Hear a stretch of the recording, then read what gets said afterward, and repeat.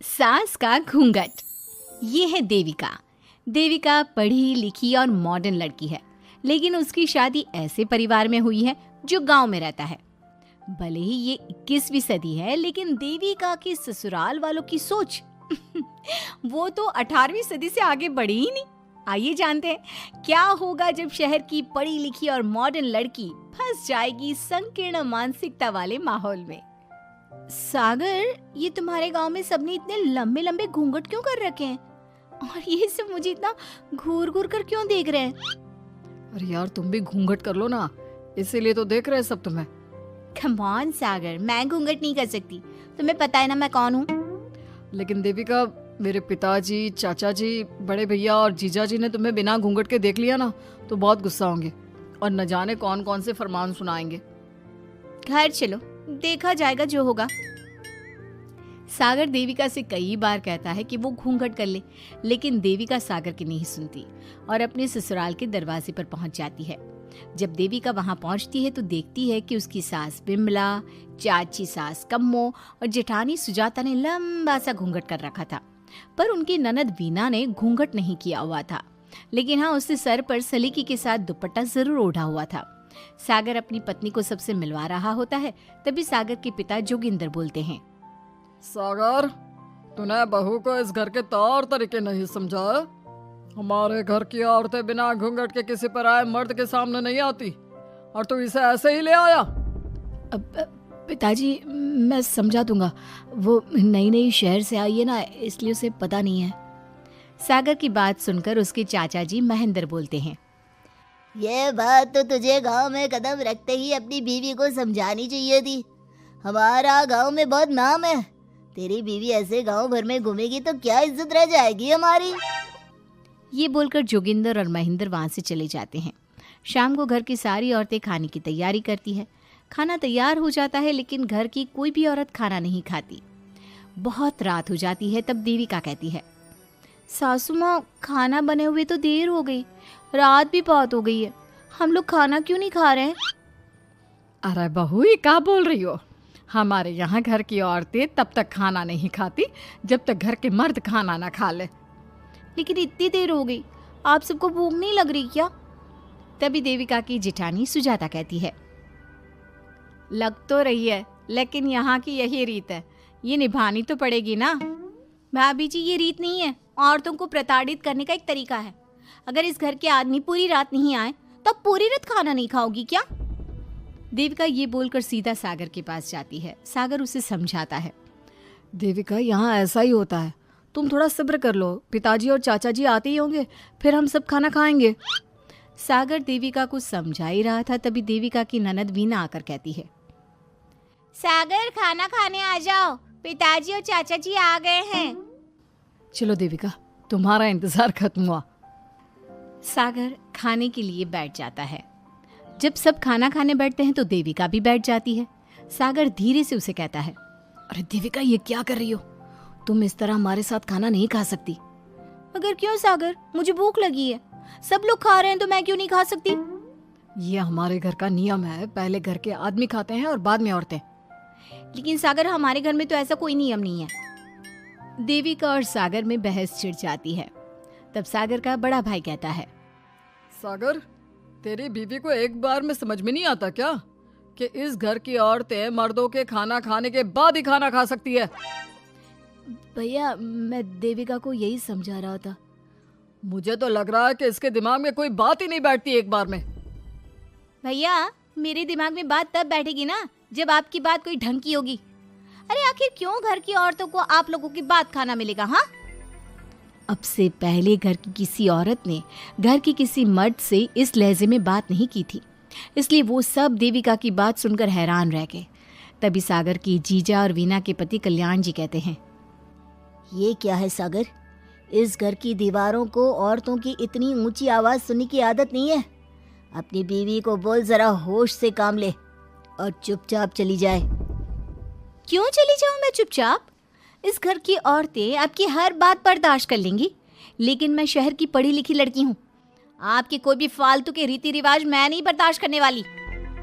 इस तरह देविका ने सारे घर की औरतों के लिए मिसाल पैदा कर दी जोगिंदर के घर में पहली बार किसी महिला ने विरोध का स्वर उठाया है, ये बात घर के किसी मर्द को बर्दाश्त नहीं हो रही है। तभी जोगिंदर कहता है, महेंद्र, मोहन, इस बेशर्म लड़की को कमरे में बंद कर दो और आज इसे कोई खाना नहीं देगा। अगर किसी ने इसे खाना दिया तो मैं उसे जिंदा नहीं छोड़ूंगा। महेंद्र और मोहन उसे कमरे में बंद कर देते हैं और उसे खाना भी नहीं देते। रात के 3 बज जाते हैं। भूख की वजह से देविका को नींद भी नहीं आती। तभी उसे कुछ महसूस होता है। ऐसा लग रहा है कोई दरवाजा खोल रहा है, लेकिन इतनी रात को कौन हो सकता है? कहीं सागर तो नहीं? देविका उम्मीद भरी नजरों से दरवाजे की तरफ देखती है, लेकिन दरवाजा खोलने वाला सागर नहीं बल्कि विमला और कम्मो है। माँ जी, चाची जी, आप दोनों? बहू, ये ले, हम तेरे लिए खाना लाए हैं, खा ले। और ये बात ना तो किसी को बताना मत कि हमने तुझे खाना दिया है, नहीं तो हमारे मर्द मार मार कर हमारा बुरा हाल कर देंगे। माँ जी, आप यहाँ इतना घुट घुट कर क्यों रहती हो? देविका, अब तू भी इस घर की बहू है, तू भी हमारी तरह रहना सीख ले। इस घर के कायदे कानून अपना ले। इस घर के मर्द तो कभी बदलने वाले हैं नहीं बहू, तो तू ही बदल ले अपने आप को। माँ जी, बदलाव अच्छे के लिए हो तो हमें बदलना चाहिए। बेकार और बेतुकी बातों का तो विरोध करना चाहिए। दोनों ने देविका को समझाने की कोशिश की, लेकिन देविका ने उल्टा उन्हें ही समझा दिया। इसी तरह एक दिन देविका किसी बात पर जोर जोर से हंस रही थी। तभी देविका की सास विमला ने उसे टोकते हुए कहा, अरे बहू, तू इतनी जोर जोर से क्यों हंस रही है? हमारे घर की औरत इतनी जोर जोर से नहीं हंसती। विमला अपनी बहू को समझा रही थी कि तभी महेंद्र बोलता है, अरे कम्मो, कौन है ये औरत जो बेशर्मों की तरह जोर जोर से हंस रही है? तभी कम्मो और देविका बाहर आ जाती हैं। जी वो मैं हंस रही थी चाचा जी, अब आप लोग हंसने पर भी पाबंदी लगाओगे क्या? तुम जैसी बदतमीज लड़कियों से मैं बात नहीं करना चाहता, लेकिन कान खोलकर सुन लो, इस घर की औरतें इतना जोर जोर से नहीं हंसती। और हाँ, तुम्हें पहले ही बता चुके हैं कि इस घर की दीवारों को औरतों की तेज आवाज सुनने की आदत नहीं है। इस घर की दीवारों को आदमियों की ऊंची आवाज सुनने की आदत है, लेकिन औरतों की नहीं। चाचा जी, आपके घर की दीवारें तो बहुत दोगली है। हर पाबंदी औरतों के लिए क्यों चाचा जी?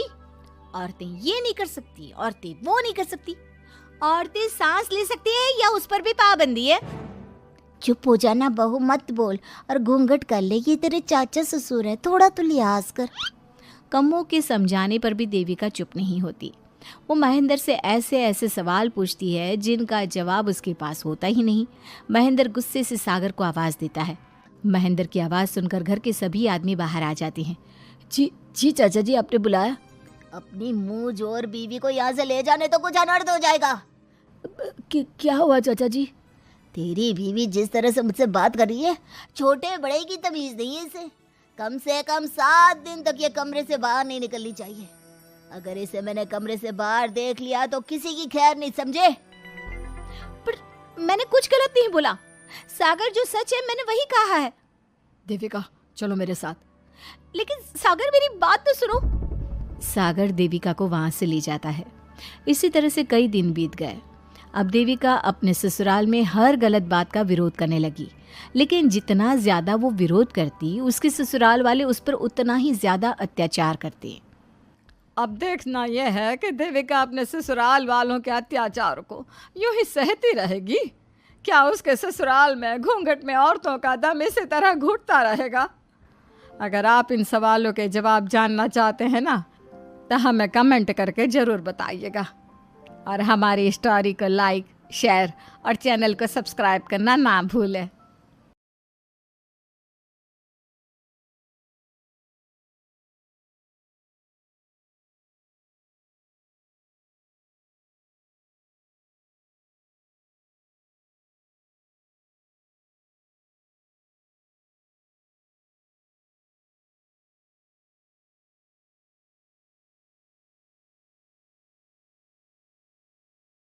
सास का घूंघट पार्ट 2।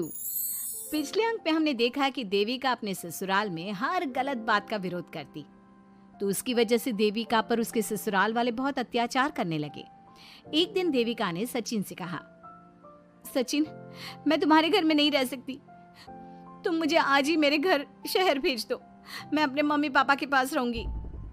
क्यों देविका, तुम शहर क्यों जाना चाहती हो? यहाँ तुम्हें किस बात की परेशानी है? किस बात की परेशानी नहीं है सचिन, तुम्हारे घर के आदमी औरतों के साथ जानवरों जैसा व्यवहार करते हैं। मैं ऐसे माहौल में नहीं रह सकती। देखो देविका, तुम्हें यहीं रहना होगा। तुम्हारी शादी मुझसे हो गई है, अब मैं तुम्हारा पति हूँ और यही तुम्हारा घर है। अच्छा, तो तुम्हें याद है कि मैं तुम्हारी पत्नी हूँ? जब तुम्हारे पिताजी और चाचा जी मुझे एक एक हफ्ते के लिए कमरे में बंद कर देते हैं, तब तुम्हें क्यों याद नहीं आता कि जो औरत कमरे में बंद है वो तुम्हारी पत्नी है? जब तुम्हारे जीजाजी और भाई मुझसे बदतमीजी से बात करते हैं, मुझे खाने के लिए कुछ नहीं देते, तब भी तुम्हें याद नहीं आता कि मैं तुम्हारी पत्नी हूँ? देखो देविका, तुम बेकार की बातें मत करो। तुम यहाँ ढंग से रहोगी, सबकी बात मानोगी, तो कोई तुम्हें कुछ नहीं कहेगा। इस तरह जानवर की तरह रहना, ढंग से रहना है तो सॉरी सचिन, मैं नहीं रह सकती। मैं आज ही अपने घर जाऊंगी। ये बोलकर देविका अपना सामान पैक कर लेती है और घर से जाने लगती है। सचिन भी उसके पीछे पीछे चलता है और उसे समझाने की कोशिश करता है। जब ये सब जोगिंदर ने देखा तो बोल पड़ा, बहू, यह सब क्या हो रहा है? कहाँ जा रही हो? सचिन, बताओ अपने पिताजी को कि कहाँ जा रही हूँ मैं। तुम्हें शर्म नहीं आती अपने पति का नाम लेते हुए? मैं अपने पति का नाम ले रही हूँ, इसमें आपको क्या परेशानी है? आपका नाम तो नहीं ले रही हूँ ना? देविका, ये किस तरह से बात कर रही हो तुम पिताजी से? जिस तरह से करनी चाहिए उस तरह से कर रही हूँ बात। इससे अच्छी तरह से मैं तुम्हारे घर के किसी भी आदमी से बात नहीं कर सकती। तीनों की बात सुनकर घर के बाकी लोग भी वहां आ जाते हैं। तभी जोगिंदर कहता है, हमारे घर की औरतें अपने मर्दों का नाम नहीं लेती। तुम्हारे शहर में होता होगा, लेकिन हमारे यहाँ पर ऐसा कुछ नहीं होता। बहू, सचिन तुम्हारा पति है, तुम उसका नाम मत लिया करो। तुम अपने पति का नाम लेने की जगह ए जी, ओ जी, सुनो जी कहा करो। पति ना परमेश्वर होता है। तो परमेश्वर का तो हम नाम लेते हैं। क्यों माँ जी, क्या आप अपने इष्ट देव का नाम नहीं लेती? माँ जी, ये सब इन पुरुषों के बनाए तौर तरीके हैं, औरतों को दबाने के लिए।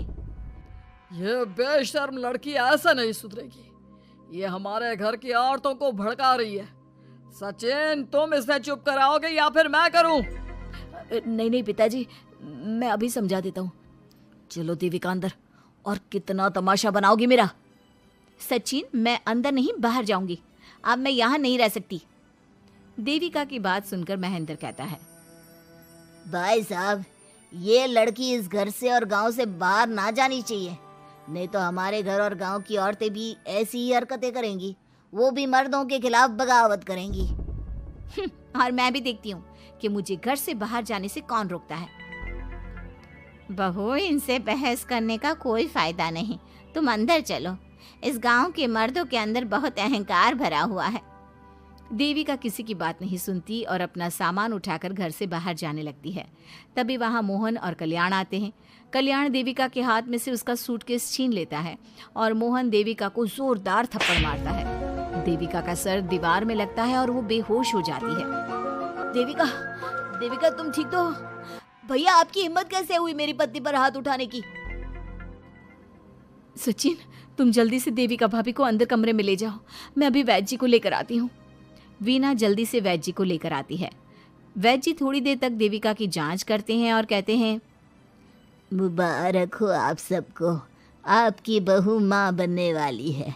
अभी तो मैं आपको दवाई दे देता हूँ, लेकिन आगे इनके इलाज के लिए आपको दाई अम्मा को बुलाना होगा। ये बात सुनकर घर के सभी लोग खुश होते हैं।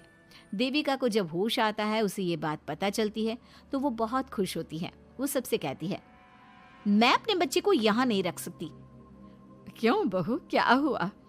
अब तुम ये सब बातें मत सोचो, तुम्हें आराम करना चाहिए। नहीं माँ जी, आप नहीं समझ रही। अगर मेरा बेटा हुआ तो इस घर के मर्दों की तरह अहंकारी और औरतों पर जुल्म करने वाला बनेगा, और अगर मेरी बेटी हुई तो वो जानवरों की तरह जुल्म सहने वाली बनेगी, और दोनों ही अनपढ़ रहेंगी। देविका की बात सुनकर घर की सभी औरतों को पहली बार एहसास हुआ कि वो किस अंधकार वाले समाज में जी रही हैं। लेकिन फिर भी घर की सारी औरतें उसे ही समझाती हैं, बहू देखो, तुम्हारी बात सही है, लेकिन तुम इस हालत में सफर नहीं कर सकती। हाँ बहू, तुम यहीं रहो, अपना और अपने बच्चे का ख्याल रखो। देखो ना देविका भाभी, हमें बिल्कुल भी पढ़ना लिखना नहीं आता, अपना नाम भी नहीं लिख पाते, तो आप मुझे थोड़ा पढ़ा दीजिए ना। देविका, तुम्हारी बातें सुनकर पहली बार हमें एहसास हुआ है कि कैसे माहौल में हम जी रहे हैं। तुमने हमारे अंदर उम्मीद की नई रोशनी पैदा की है। यहाँ से मत जाओ तुम। देविका ने घर की औरतों की बात सुनी तो उसका दिल पसीज गया। उसने गांव में ही रहने का फैसला लिया। वो अपने घर की औरतों को रोज पढ़ाती, उन्हें अपने अधिकारों के बारे में, देश के बारे में बताती। इसी तरह कई दिन बीत गए और एक दिन सुजाता ने सचिन से कहा, सचिन, देविका की तबीयत ठीक नहीं, तुम जल्दी जाकर दाई अम्मा को बुला लाओ ना। भाभी, दाई अम्मा क्या कर लेंगी? आप किसी डॉक्टर को बुला लो, मेरी तबीयत ठीक नहीं है। देविका, गांव के लोग डॉक्टर पर भरोसा नहीं करते। दाई अम्मा बरसों से ये काम कर रही है, वो तुम्हें ठीक कर देगी। सचिन, तुम्हारे घर वाले अनपढ़ हैं, तुम तो पढ़े लिखे हो ना, देख नहीं रहे मेरी हालत क्या हो रही है। तभी तो बोल रहा हूँ, समय बर्बाद मत करो, मैं अभी आता हूँ। सचिन दाई अम्मा को बुलाकर ले आता है। दाई अम्मा घरेलू नुस्खों से देविका का इलाज तो कर देती है। कुछ समय के लिए उसकी हालत भी स्थिर हो जाती है, लेकिन वो पूरी तरह से ठीक नहीं होती। फिर देविका सचिन से कहती है, सचिन, मुझे समझ में नहीं आ रहा तुम मुझे डॉक्टर के पास क्यों नहीं ले जा रहे। मैं माँ बनने वाली हूँ और मुझे ये भी नहीं पता कि मेरा हेमोग्लोबिन कितना है। दाई अम्मा कर रही है ना तुम्हारा इलाज। लेकिन दाई अम्मा को कुछ समझ में ही नहीं आ रहा कि मेरे साथ क्या हो रहा है। अगर देखो तुम मुझे नहीं लेकर गए ना तो मैं खुद ही चली जाऊंगी। अगले दिन देविका की तबीयत दोबारा बिगड़ जाती है और दाई अम्मा के किसी भी नुस्खे से वो ठीक नहीं हो रही थी। देविका ने सारी हिम्मत जुटाई और वो अकेली ही डॉक्टर के पास जाने लगी। उसे देखकर मोहन कहता है, बहू, इस हालत में कहाँ जा रही हो? आप लोगों के भरोसे रही ना तो आप लोग मुझे मार ही डालोगे। डॉक्टर के पास जा रही हूँ मैं। बहू, तेरा दिमाग तो ठिकाने पर है। हमारे घर की औरतें मर्दों से इलाज नहीं कराती।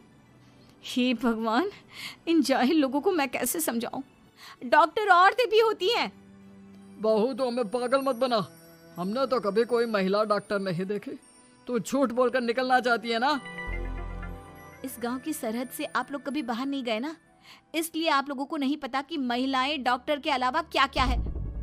ए लड़की, तुझसे तमीज से बात कर रहे हैं तो तू ज्यादा हवा में मत उड़। बोला ना एक बार, चल अंदर जा। चाचा जी, मैं अंदर नहीं जाऊंगी, डॉक्टर के पास जाऊंगी। मेरा इलाज सिर्फ डॉक्टर ही कर सकता है। ये बोलकर देविका घर से निकल रही थी कि तभी जोगिंदर ने उसे कमरे में ले जाकर बेड पर जोर से धक्का दे दिया, जिसकी वजह से देविका के पेट में चोट लग गई और वो दर्द की वजह से जोर जोर से चिल्लाने लगी। ये देखकर घर की सारी औरतें देविका को संभालने लगी। देविका, हिम्मत रखो, सब ठीक हो जाएगा। देविका भाभी, आप ठीक हो ना?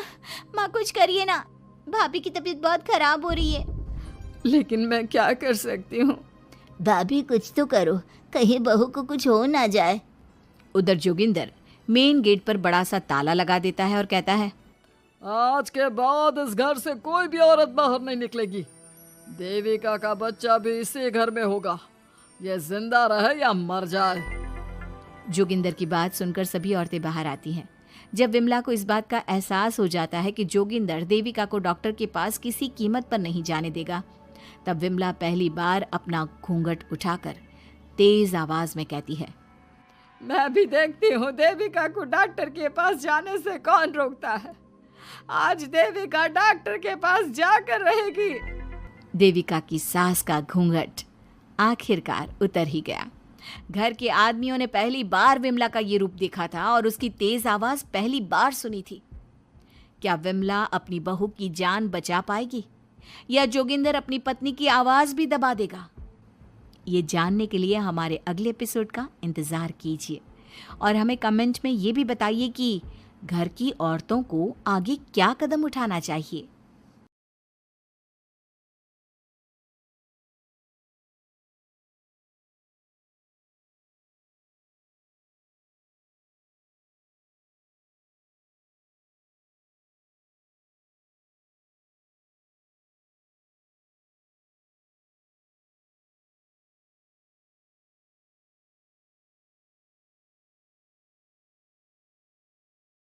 सास का घूंघट पार्ट 3।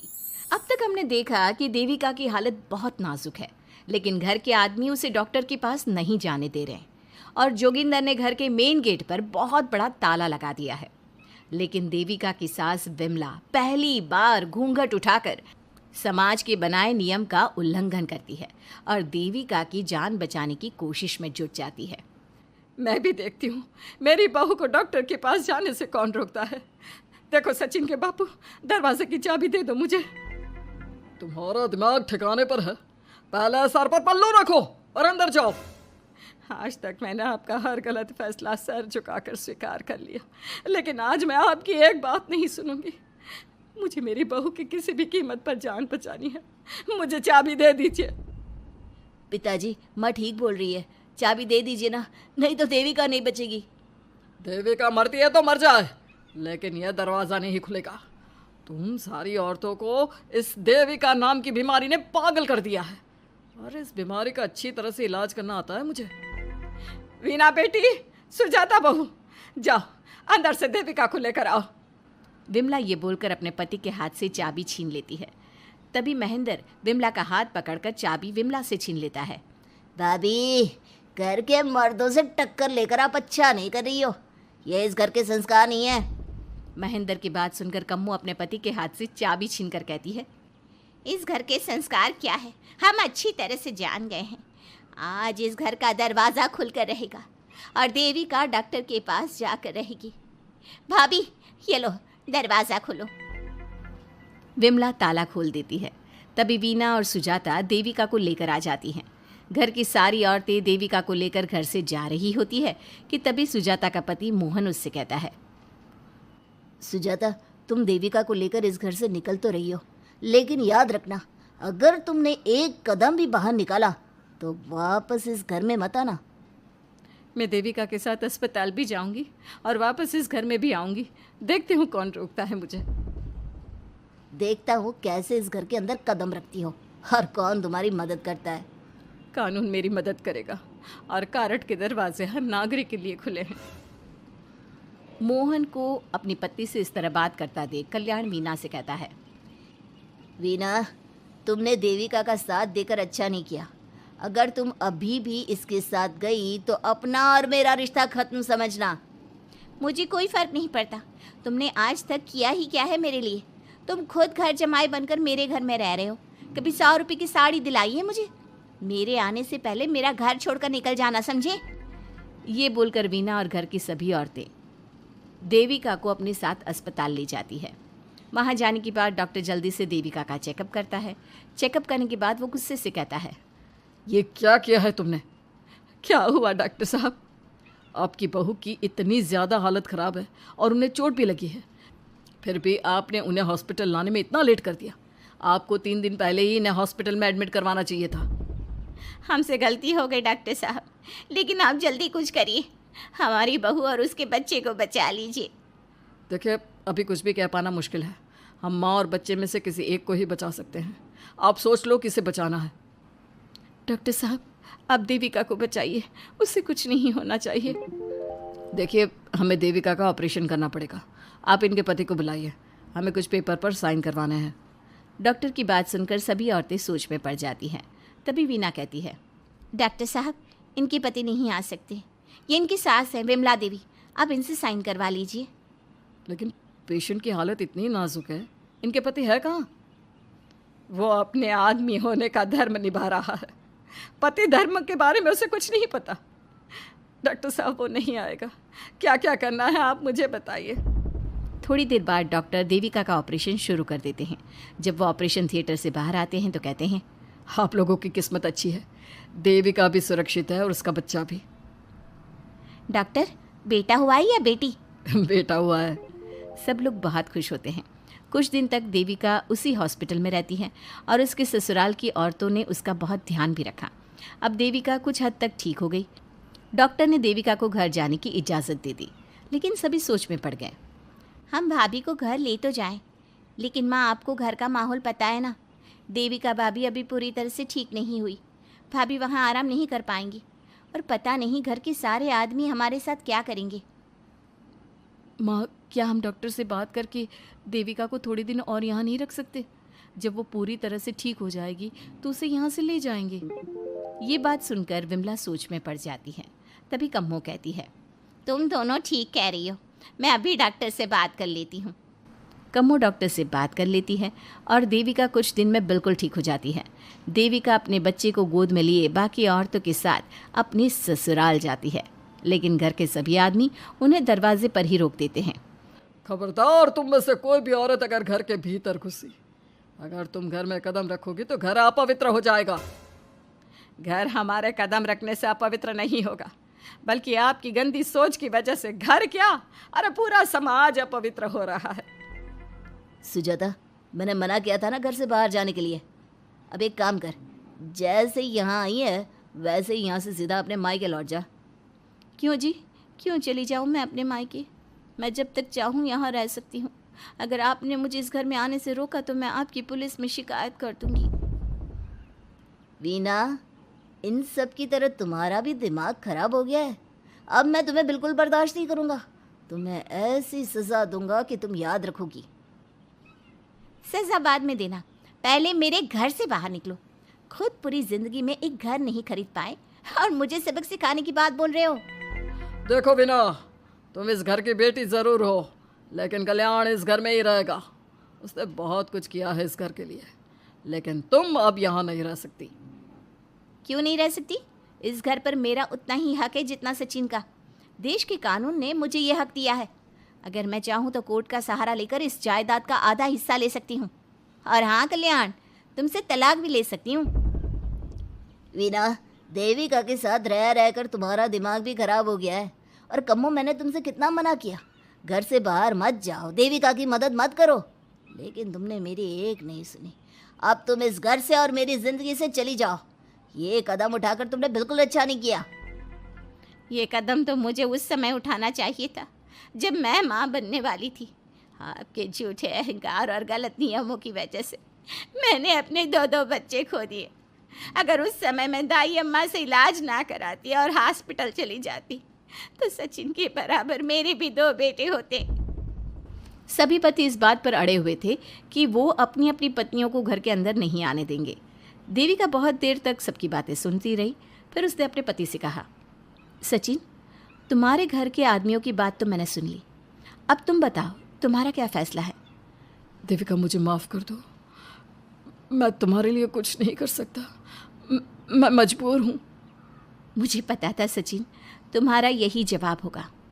मुझे अपने आप पर हैरानी है कि मैंने बिना रीढ़ की हड्डी वाले आदमी से प्यार ही क्यों किया, शादी क्यों की। अब मैं आप सबसे बस आखिरी बार पूछ रही हूँ, तुम हमें अंदर आने दे रहे हो या नहीं, या मैं पुलिस को फ़ोन करूँ?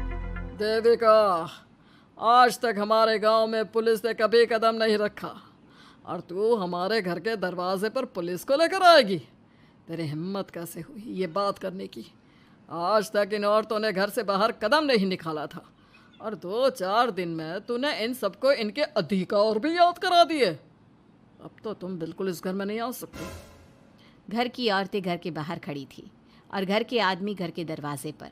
उनकी लड़ाई देखकर पूरा गांव इकट्ठा हो गया। देविका को अस्पताल पहुंचाकर घर की औरतों ने काम तो अच्छा किया। इस काम से देविका और उसके बच्चे की जान भी बच गई, लेकिन इनकी जान बचाने की कीमत घर की औरतों को कैसे चुकानी होगी, इसके लिए आपको आने वाला एपिसोड देखना होगा। और हमारे प्यारे दर्शकों, हमें कमेंट करके ज़रूर बताइए कि देविका के साथ बाकी औरतों को क्या करना चाहिए। क्या उन्हें घर के अंदर जाने के लिए संघर्ष करना चाहिए या फिर वो घर छोड़कर चले जाना चाहिए? सास का घूंघट पार्ट 4। अब तक हमने देखा कि देविका के ससुराल के आदमी औरतों को घर के अंदर नहीं आने दे रहे हैं। देविका उन्हें पुलिस में जाने की धमकी देती है, जिससे पूरे गांव में अफरा तफरी मच जाती है। तभी गांव का एक आदमी सरपंच को बुलाकर ले आता है। सरपंच उनके घर के बाहर का नज़ारा देखकर कहते हैं, जोगिंदर जी, ये आपके घर की औरतों ने कैसा हंगामा मचा रखा है। आपका घर तो संस्कारों की मिसाल था, लेकिन ये मैं क्या देख रहा हूँ, आपके घर की किसी औरत ने घूंघट नहीं कर रखा। सरपंच जी, हमारे घर की औरतों को इस देविका ने बहकाया है। हमने पहले ही इन सबको चेतावनी दी थी कि अगर ये घर से बाहर गई तो हम इन्हें घर में नहीं आने देंगे। अब ये देविका हमें धमकी दे रही है कि पुलिस को बुलाएगी। क्या पुलिस? इस गांव का बरसों पुराना इतिहास रहा है। इस गांव में कभी पुलिस नहीं आई। गांव के सभी फैसले हमने मिलजुल कर किए हैं। जोगिंदर, तुम्हारे घर का फैसला पंचायत करेगी।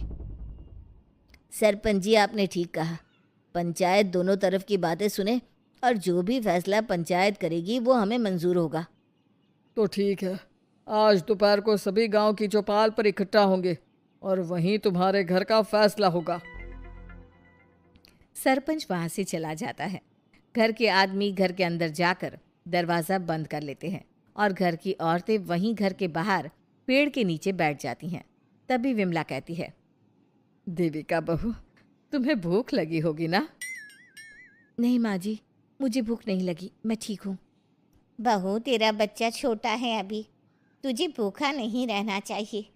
वीना, सुजाता, जाओ पास में जो पंडित जी का बाग है ना, वहाँ से कुछ फल तोड़ लाओ। वीना और सुजाता पास के बगीचे से खूब सारे फल तोड़ कर ले आती हैं।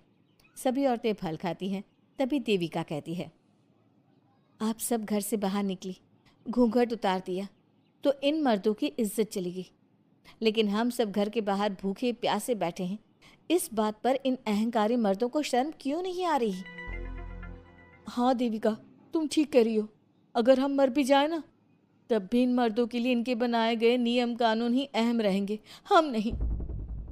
सुजाता भाभी, मुझे तो सबसे ज़्यादा सचिन पर गुस्सा आ रहा है।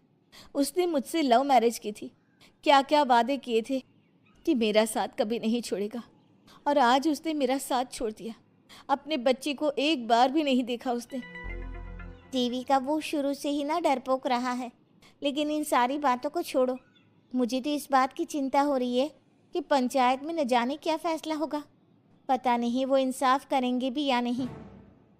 वीना दीदी, आपको अभी भी पंचायत से इंसाफ मिलने की उम्मीद है? अगर इस गांव की पंचायत में सच में इंसाफ करने की भावना होती तो सरपंच जी अभी हमें घर के अंदर जाने देते। देखा नहीं कितना जहर उगल कर गए हैं हमारे खिलाफ। तो बहू, अब हम क्या करेंगे? पंचायत तो हमारे खिलाफ ही फैसला सुनाएगी। पहले तो हम अपनी सारी बातें रखेंगे। अगर ये लोग नहीं माने तो आपको वही करना होगा जो मैं कहूँगी। लेकिन एक बात आप याद रखना, किसी भी सूरत में हम झुकेंगे नहीं, क्योंकि हम सही हैं। देविका सभी औरतों को समझा रही थी। तभी वहाँ एक गांव वाला आता है। आप सभी को पंचायत में बुलाया है। उस गांव वाले की बात सुनकर सभी औरतें पंचायत में पहुंचती हैं। वो देखती हैं कि उस पंचायत में सारा गांव इकट्ठा हो गया है। बहुत सारी औरतें लंबे लंबे घूंघट करके वहां आई हुई हैं। तभी पंचायत की कार्यवाही शुरू की गई और घर के आदमियों से पूछा गया कि वो घर की औरतों को घर में क्यों नहीं रखना चाहते। हमारे घर की औरतें ना तो घूंघट उतारती है और ना ही किसी डॉक्टर से इलाज करवाती है, और हमारे मना करने के बाद भी इन सब ने घर से बाहर कदम रखा, हमसे ऊंची आवाज़ में बात की।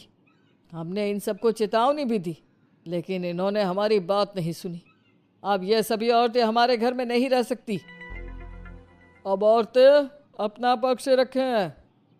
ये कानून की किस किताब में लिखा है कि औरतों को घूंघट करना चाहिए? और अगर मेरे ससुराल की औरतें मुझे डॉक्टर के पास ना लेकर जाती तो ना मेरा बच्चा जिंदा बचता और ना ही मैं। लेकिन दाई अम्मा से हम इलाज करवा रहे थे ना। दाई अम्मा को कुछ समझ में नहीं आ रहा था। देविका का इलाज दाई अम्मा के बस की बात नहीं थी। काफ़ी देर तक दोनों पक्षों में बहस चलती रही। दोनों एक दूसरे पर आरोप प्रत्यारोप लगाते रहे, लेकिन दोनों पक्षों की बात सुनने के बाद पंचायत ने जो फैसला लिया उसके लिए तो देविका पहले से ही तैयार थी। दोनों पक्षों की बात सुनने के बाद पंचायत ने यह फैसला किया है कि सारी गलती महिलाओं की है। अगर वो अपने अपने पतियों से माफ़ी मांग लेती है और वादा करती है कि भविष्य में कभी ऐसी गलती नहीं दोहराएंगी, तो वो घर के अंदर प्रवेश कर सकती हैं। हमें पंचायत का फैसला मंजूर नहीं है। हमने कोई गलती नहीं की जो हम माफ़ी मांगे। और किस बात का वादा करें हम? हमने देविका की जान बचाई है। तो आप हमसे भविष्य में किसी की जान न बचाने का वादा ले रहे हैं क्या? अगर तुम्हें पंचायत का फैसला मंजूर नहीं है तो तुम सबको घर में नहीं पुरानी हवेली में रहना होगा, जो अब खंडहर बन चुकी है। यह खंडहर तुम्हारे घर के सामने ही है। सरपंच जी, आपका फैसला सही नहीं है। एक बार और सोच लीजिए इस फैसले के बारे में। ओ शहर की छोरी, 4 किताबें क्या पढ़ ली, हमें सही गलत का पाठ पढ़ाएगी? तुझे पता नहीं कि पंचायत का फैसला यहाँ सदियों से चलता आया है और लोग उसी को मानते आए हैं। अच्छी तरह जानती हूँ सरपंच जी। अगर मैं चाहूँ तो आपके इस फैसले को कोर्ट की चौखट तक ले जा सकती हूँ। पुलिस को बुलाकर अभी घर के अंदर जा सकती हूँ। पंचायत और घर के आदमियों की शिकायत पुलिस में कर सकती हूँ और अपने बच्चे को उसका हक दिलवा सकती हूँ। लेकिन नहीं, मैं ऐसा नहीं करूँगी। मैं उसी खंडहर में रहूँगी और इस गांव के आदमियों को दिखा दूंगी कि औरत खंडहर को भी महल बना सकती है, और वो भी बिना किसी आदमी की मदद के। सारे गांव की औरतें देविका की बातें सुनकर हैरान हो जाती है। उनका जीवन घूंघट और घर के 4 दीवारी के बीच में ही था। कोई औरत अपने हक के लिए पंचायत से भी टकरा सकती है, ये बात उन्होंने पहली बार सुनी थी। अब देविका घर की औरतों के साथ खंडहर में चली जाती है। माँ जी, ये खंडहर तो काफ़ी पुराना है। भाभी, खंडहर पुराने ही होते हैं। मुझे तो डरावना भी लग रहा है। मैं डर की वजह से कभी इस खंडहर के आसपास भी नहीं आई, लेकिन मुझे क्या पता था कि एक दिन इसी में रहना पड़ेगा। ये तो टूटा फूटा भी पड़ा है। माँ जी, एक काम करते हैं, ये खंडहर तो काफ़ी बड़ा है, इसलिए एक हिस्से की साफ सफाई करके उसे ही रहने लायक बना देते हैं। बाद में धीरे धीरे पूरा खंडहर ठीक कर लेंगे। हाँ बहू, तुम ठीक कह रही हो। विमला भाभी और मैं इस खंडहर के टूटे हुए हिस्सों पर मिट्टी और ईंटें लगा देते हैं। सुजाता और विना, तुम साफ सफाई कर लो। सभी औरतें मिलकर खंडहर के एक हिस्से को सुधारना शुरू कर देती है और काफ़ी देर तक मेहनत करने के बाद वो उस हिस्से को काफ़ी हद तक अच्छा कर लेती हैं। और इसी तरह रात हो जाती है। सभी औरतें बैठकर बात करती है। माँ, हमने इस खंडहर को घर तो बना दिया है, लेकिन ये घर चलेगा कैसे? हाँ माँ जी, मैं भी यही सोच रही हूँ। और हम सब तो बड़े हैं, गर्मी सर्दी भूख कुछ भी आसानी से बर्दाश्त कर सकते हैं। लेकिन देविका का बेटा बहुत छोटा है, उसे तो हमें अच्छी तरह से पालना होगा ना। मैं भी यही सोच रही हूँ कि आगे हमें क्या करना चाहिए। कम्मू और मैं मिलकर मिट्टी का चूल्हा और मिट्टी के बर्तन बना देते हैं। कुछ दिन के लिए खाने का इंतज़ाम भी हो जाएगा, क्योंकि यहाँ पर खेत और बाग बगीचे आसपास ही हैं, कहीं से कुछ भी ले सकते हैं। पहले आप मुझे ये बताइए कि आप सब लोगों को आता क्या है? मतलब कोई ऐसा काम जिसका आपको शौक हो, जो आपने बचपन से किया हो। बहू, तेरे दिमाग में चल क्या रहा है? माँ जी, बहुत कुछ चल रहा है। बस अब हमारा सारा ध्यान इस बात पर होना चाहिए कि हम अपने लिए अच्छे से अच्छा क्या काम कर सकते हैं। आप सब हिम्मत से और समझदारी से काम लो, फिर देखना हम इस खंडहर को भी महल बना देंगे।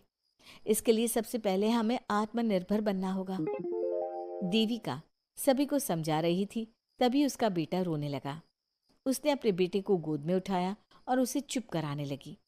अब देविका के सामने सबसे बड़ी चुनौती थी कि वो किस तरह से ससुराल की औरतों को आत्मनिर्भर बनाए और किस तरह से अपना घर चलाए। हमारे प्यारे दर्शकों, अब आप बताइए, देविका और घर की सभी औरतों ने अपने पतियों से माफ़ी ना मांगकर सही किया या गलत? क्या उनका खंडहर में रहने का फैसला सही था? अब देविका को क्या कदम उठाना चाहिए, हमें कमेंट में ज़रूर बताना। हमारी कहानी को लाइक, शेयर और चैनल को सब्सक्राइब करना मत भूलना। सास का घूंघट पार्ट 5। अब तक हमने देखा कि पंचायत के फैसले के अनुसार घर की सारी औरतें खंडहर में रह रही है। अब देविका के सामने सबसे बड़ी चुनौती ये है कि घर की औरतों को आत्मनिर्भर कैसे बनाया जाए। देविका ये सब सोच ही रही थी कि तभी उसकी नज़र मिट्टी के बर्तनों पर गई। अरे, ये इतने सुंदर सुंदर मिट्टी के बर्तन किसने बनाए हैं? ये बर्तन तो माँ जी और चाची जी ने बनाए हैं। अरे वाह, इतने सुंदर बर्तन तो मैंने आज तक नहीं देखे। माँ जी, चाची जी, आपने ये कहाँ से सीखा? अरे बहू, ये तो हम बचपन से बनाते आ रहे हैं। ये स्टील, पीतल और कांच के बर्तन तो अब चले हैं। पहले तो मिट्टी के बर्तन में ही लोग खाना खाते थे। ठीक है, तो हम दोबारा से मिट्टी के बर्तनों में लोगों को खाना खाना सिखाएंगे। वीना दीदी और सुजाता भाभी, आप दोनों बताओ, आप दोनों को क्या क्या आता है? मुझे तो खाना अच्छा बनाना आता है। बस खाना बनाने के अलावा मैंने कभी कुछ किया ही नहीं। और वीना दीदी, आप बताओ, आपको क्या क्या आता है? पता नहीं, मैंने बचपन से यही सुना है कि लड़कियों को ये नहीं करना चाहिए, लड़कियों को वो नहीं करना चाहिए, इसलिए मैंने कभी कुछ किया ही नहीं। देविका, वीना को सिलाई, कढ़ाई और बुनाई बहुत अच्छी आती है। हाँ, आती तो है, लेकिन बहुत अच्छी नहीं। बहुत अच्छी भी आ जाएगी। अब देविका और बाकी सभी औरतें गांव में सबके घर जाती हैं और गांव की सभी औरतों से मिलकर कहती हैं, भाभी जी, अगर आपको अपने या अपने घर वालों के लिए कपड़े सिलवाने हो तो आप मुझसे ही सिलवाना। बहन जी, मिट्टी का चूल्हा, बर्तन या मटका बनवाना हो तो मुझसे ही बनवाना। मैं और विमला दीदी आपके घर के सारे बर्तन बना देंगे। भाभी, आप कभी किसी काम में व्यस्त हो और खाना ना बना पाओ ना, तो आप मुझे बता देना, मैं आपके घर के लिए खाना बना दूंगी। वो क्या है ना, आप तो सारा दिन खेतों में काम करती हो और कभी कभी खाना भी नहीं बना पाती होंगी, इसलिए। इस तरह घर की औरतें जी जान से अपने अपने कामों में लग जाती है। धीरे धीरे उनका काम बढ़ जाता है और वो अपने खंडहर को ठीक करने में लग जाती हैं। वहीं दूसरी ओर घर के सारे आदमी घर का काम संभाल नहीं पा रहे थे। अरे भाई कल्याण, चाय तो पिला दे, जमाना हो गया अच्छी चाय पिए हुए। आप भी ना घर के दामाद से क्या क्या काम करवाते हैं? अभी लाता हूँ चाय। कल्याण, तुम दामाद नहीं बेटे हो, इसलिए इस घर के सुख दुख, घर के काम और बाहर के कामों में तुम्हारा सहयोग तो होना ही चाहिए ना। इतने में कल्याण चाय बनाकर ले आता है। जैसे ही सचिन चाय पीता है तो उसके मुंह से चाय निकल जाती है। जीजा जी, ये क्या बनाया है? इतनी कड़वी चाय? इससे अच्छा तो करेले का जूस होता है।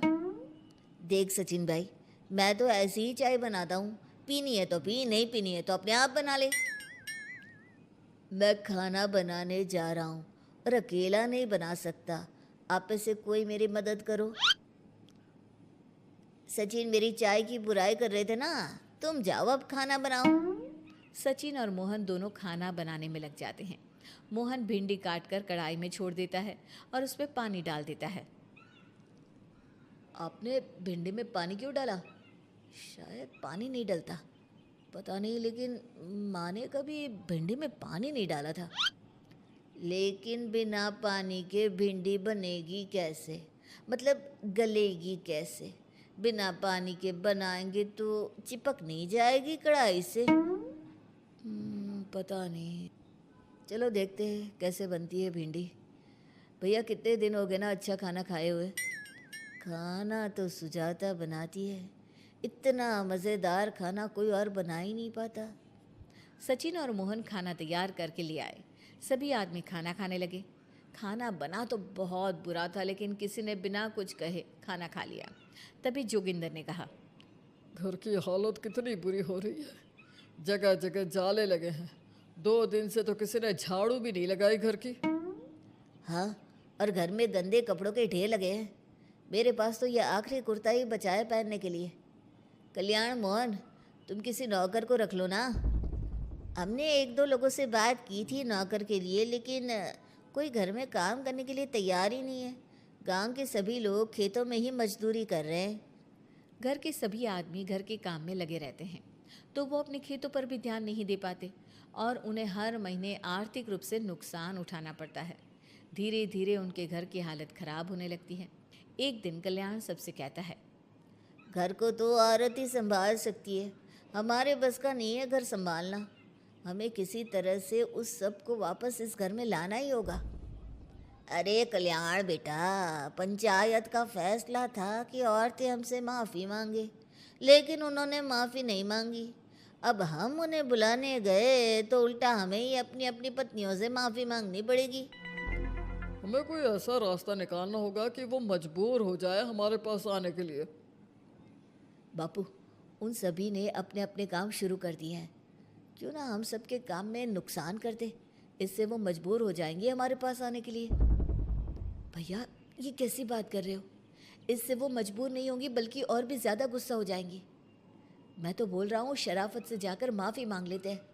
मुझे यकीन है कोई माफ़ करे ना करे, माँ तो ज़रूर हमें माफ़ कर देंगी। नहीं सचिन, अगर हमने माफ़ी मांगी तो ये सारी औरतें हमारे सर पर चढ़कर नाचेंगी। हमें इनके सामने छोटा नहीं होना है। मोहन, कल्याण, तुम दोनों आज से ही काम शुरू कर दो।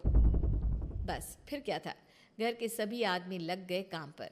मोहन और कल्याण रात को खंडहर में पहुंचे और उन्होंने सारे मिट्टी के बर्तन तोड़ दिए। उसके बाद वीना ने जो कपड़े तैयार करके रखे थे वो सारे कपड़े उन्होंने फाड़ दिए। सुबह जब घर की औरतों ने ये सब देखा तो परेशान हो गई। अरे, ये सारे बर्तन किसने तोड़ दिए? माँ, किसी ने मेरे सिले हुए कपड़े ही फाड़ दिए। ये हरकत कौन कर सकता है? और कौन करेगा भाभी, ये सब उन आदमियों की हरकत है। जब किसी तरह से हमें झुका नहीं पाए तो हमारे काम बिगाड़कर हमें परेशान कर रहे हैं। सभी औरतें दुगनी तेजी से काम में लग गई। उन्होंने दिन रात मेहनत की और उस खंडहर को महल की तरह बना दिया। उनके काम की तारीफ सुनकर दूर दूर के गांव से लोग आने लगे और उनसे अपना काम करवाने लगे। एक दिन सभी औरतें बैठकर खाना खा रही थी, तभी विमला ने देविका से कहा, देविका, हम कभी सोच भी नहीं सकते थे कि हम अपनी मेहनत से अपने लिए इतना बड़ा और इतना अच्छा घर बना लेंगे। देविका बहू, आज हमें इस बात का एहसास हो रहा है कि हम तो सिर्फ सांस ले रहे थे, जीना तो हमें तुमने सिखाया है। मुझे तो अब भी यकीन नहीं हो रहा कि मेरे पति की पहचान के अलावा भी मेरी कोई पहचान है। गांव के सब लोग मुझे सिर्फ मोहन की पत्नी के रूप में जानते थे, लेकिन अब सारा गांव मुझे जानता है। देविका, मैं कुछ ही दिन में इस गांव में एक अच्छा सा होटल खोल लूँगी और मैं एक बुटीक खोलूँगी। मैं यहाँ गांव की लड़कियों के लिए एक स्कूल खोलना चाहती हूँ, यही मेरा सपना है। सभी औरतें खाना खाकर सो जाती है। रात बहुत ज़्यादा हो गई है, लेकिन देविका को नींद नहीं आ रही थी। तभी उसे किसी के कदमों की आवाज़ सुनाई दी।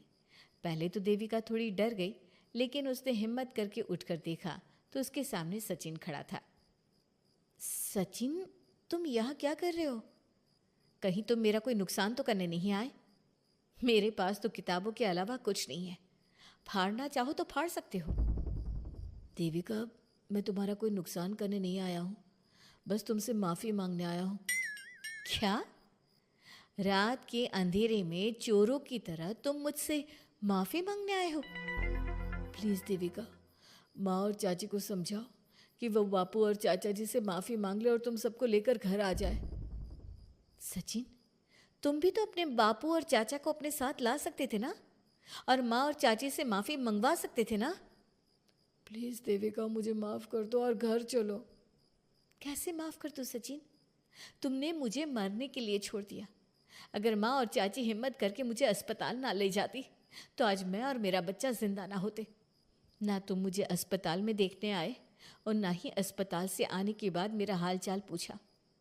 मुझे तो छोड़ो, तुमने अपने बच्चे का चेहरा तक नहीं देखा और तुम मुझसे उम्मीद कर रहे हो कि मैं तुम्हें माफ़ कर दूँ? कभी नहीं सचिन। देखो देविका, हम सबको बहुत नुकसान हो रहा है। घर के काम की वजह से हम बाहर के काम पर ध्यान नहीं दे पा रहे। घर और जिंदगी दोनों अस्त व्यस्त है।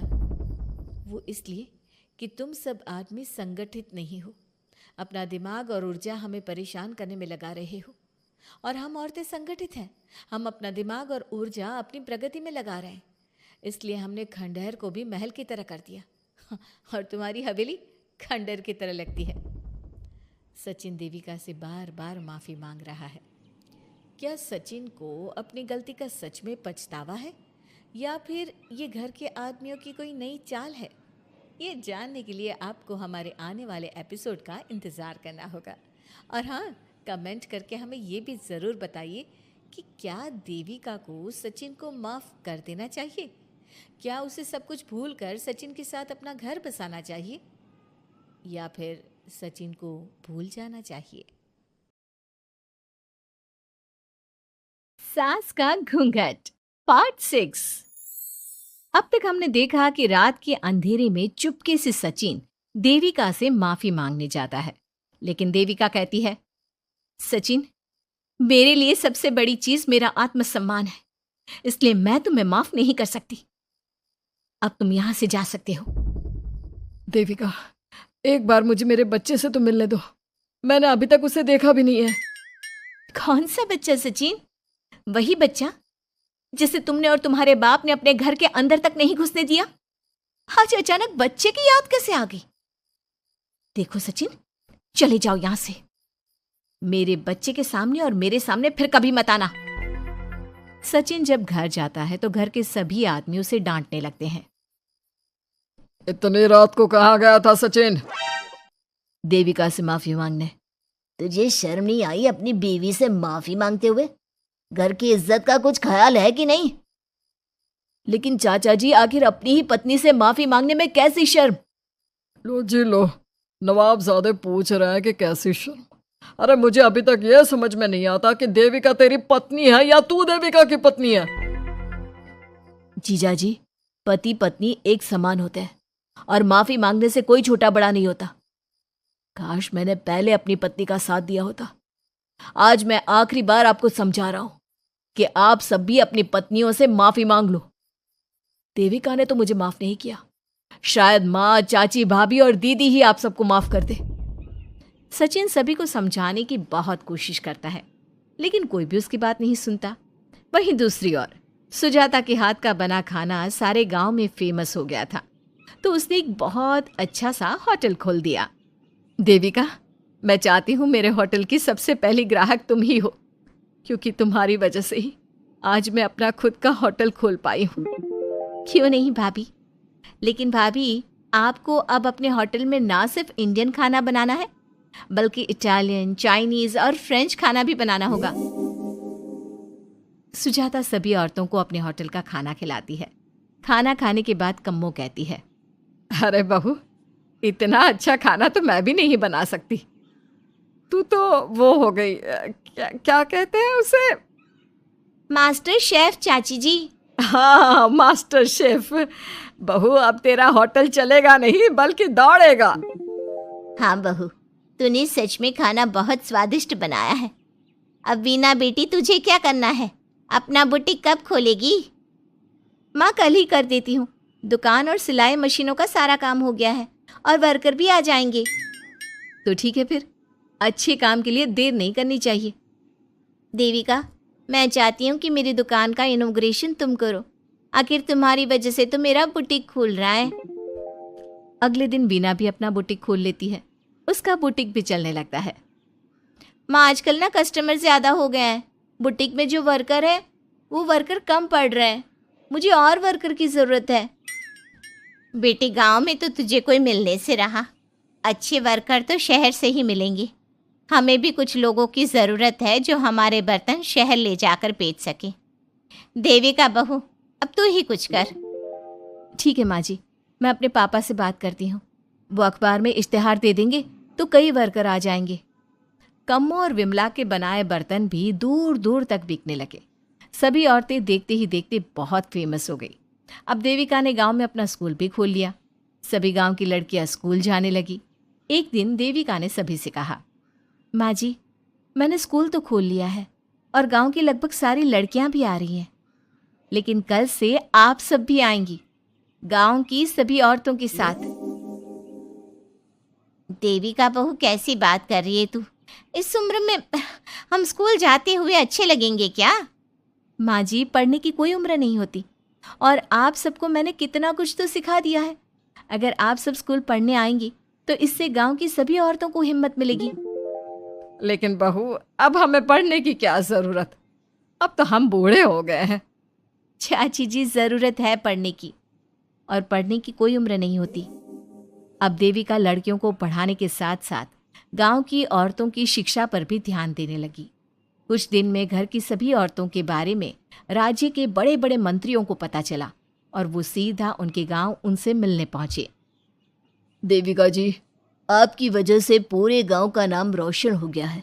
जगह जगह आपके घर की सभी औरतों की तारीफ हो रही है। हाँ देविका जी, आप सभी के बारे में सुनकर हम अपने आप को रोक नहीं पाए और आपसे मिलने आ गए। देविका जी, हम आपको और आपके घर की सभी औरतों को सम्मानित करना चाहते हैं और आपके स्कूल के लिए डोनेशन भी देना चाहते हैं। इस तरह मंत्री और गांव के सभी लोग देविका के साथ साथ उसके घर की सभी औरतों को प्रतीक चिन्ह देकर, फूलों की माला पहनाकर और शॉल देकर सम्मानित करते हैं। इसके अलावा देविका के स्कूल के लिए भी बहुत पैसा देते हैं। जिस पंचायत ने देविका के खिलाफ फैसला सुनाया था, उस पंचायत को अपने फैसले पर आज पछतावा हो रहा था। उधर घर के आदमियों की हालत और भी खराब हो रही है। बापू, चाचा जी, अब सचिन ने आपको समझाया था कि सबसे माफी मांग लेते हैं, तब आपने हमारी बात नहीं सुनी। अब देखिए, सभी का राज्य में कितना नाम हो रहा है। खुद मंत्री जी उनको सम्मानित करने आए हैं। बापू, मोहन और सचिन ठीक कह रहे हैं। हमारी हालत तो दिन पे दिन खराब होती जा रही है। ना तो हम घर का कोई काम कर पा रहे हैं और ना ही बाहर का। तुम लोग ज़रूरी बात सबसे आखिर में बताते हो। ये बात तुम लोग पहले भी तो बता सकते थे। भैया, हमें सबसे माफ़ी मांगनी चाहिए और सबको यहाँ बुला कर लाना चाहिए। ठीक है, तुम सब यही चाहते हो तो चलो, आज ही घर की सभी औरतों को घर ले आते हैं। घर के सभी आदमी चल देते हैं सभी औरतों से माफी मांगने के लिए। जैसे ही वो औरतों के पास पहुंचते हैं, सभी हैरान हो जाती हैं। कम्मो, ये सब यहाँ क्यों आए हैं? पता नहीं, लगता है आज फिर झगड़ा करने आए हैं हमसे। अगर आज कल्याण ने मुझे कुछ बोला तो इसे छोड़ूंगी नहीं मैं भी नहीं छोड़ूंगी मोहन जी को। ना इनका भरता बनाया तो मेरा नाम भी सुजाता नहीं। शांत रहो आप सब, देखने तो दो क्या कहते हैं। सभी आदमी अपनी अपनी पत्नियों से माफी मांगते हुए कहते हैं, कम्मो, मुझे माफ़ कर दो, मैं तुम्हें घर ले जाने आया हूँ। तुम्हारे बिना घर बहुत सुना लगता है विमला, घर चलो। सुजाता, मैंने जो भी तुम्हारे साथ किया उसके लिए मैं बहुत शर्मिंदा हूँ। मुझे तुम्हारी और तुम्हारे हाथ के बने खाने की बहुत याद आती है। तुम मेरे साथ घर चलोगी ना? वीना, वो घर मेरा नहीं तुम्हारा है और मैं नहीं चाहता कि तुम मेरी वजह से अपना घर छोड़ दो। इसलिए अपने घर चलो और हम सबको माफ़ कर दो। अपने पतियों की इस तरह माफी मांगने से सभी औरतें अपने पतियों को माफ करके उनके साथ जाने को तैयार हो जाती हैं। लेकिन देविका घर आने से मना कर देती है। सभी औरतें उसे समझाती है। देविका बहू, अब घर जाने में क्या दिक्कत है? मांग तो ली सबने माफी। देख तो सचिन भी कितना शर्मिंदा है। हाँ बहू, हमारी लड़ाई तो यही थी कि ये हमसे माफ़ी मांगकर इज्जत के साथ घर ले जाए। अब घर चलने से तेरी शादी बच सकती है। चाची जी, मैं पहले भी बता चुकी हूँ, अब दोबारा से फिर कह रही हूँ, मेरे लिए शादी से बड़ा है आत्मसम्मान। आप लोगों की शादी आपकी मर्जी से नहीं हुई है, लेकिन मेरी शादी मेरी मर्जी से हुई है। इसलिए शायद आप लोगों को फ़र्क नहीं पड़ता कि आपके पति ने आपके साथ क्या किया, पर मुझे इस बात से बहुत फ़र्क पड़ता है कि मेरे पति ने मुझे अपने बराबर नहीं समझा और इसलिए मैं उसे माफ़ नहीं कर सकती। देविका, मैं अपने बर्ताव के लिए बहुत शर्मिंदा हूँ। तो जिंदगी भर शर्मिंदा रहना। और हाँ, आप सब इनके साथ जाना चाहती हैं तो जाइए, लेकिन मेरी एक बात हमेशा याद रखिएगा, शादी सिर्फ एक रस्म होती है। इस रस्म में पति और पत्नी बराबर के हिस्सेदार होते हैं, ना कोई छोटा होता है और ना कोई बड़ा। इसलिए यदि आपका पति आपको सम्मान दे तो बदले में उसे सम्मान दो, नहीं तो वो जैसा करे आप भी वैसा ही करो। देविका सचिन के साथ नहीं जाती है और अपने बेटे के साथ वहीं रहने का फैसला करती है। अब वो न सिर्फ अपने गांव बल्कि हर जगह जाकर महिला शिक्षा और उनके अधिकारों का प्रचार करती है। हमारे प्यारे दर्शकों, हमें कमेंट करके ज़रूर बताएं कि देविका का ये फैसला आपको कैसा लगा और हमारी कहानी सास का घूंघट आपको कैसी लगी। इसी तरह की मज़ेदार कहानी सुनने के लिए हमारे चैनल को सब्सक्राइब ज़रूर करें।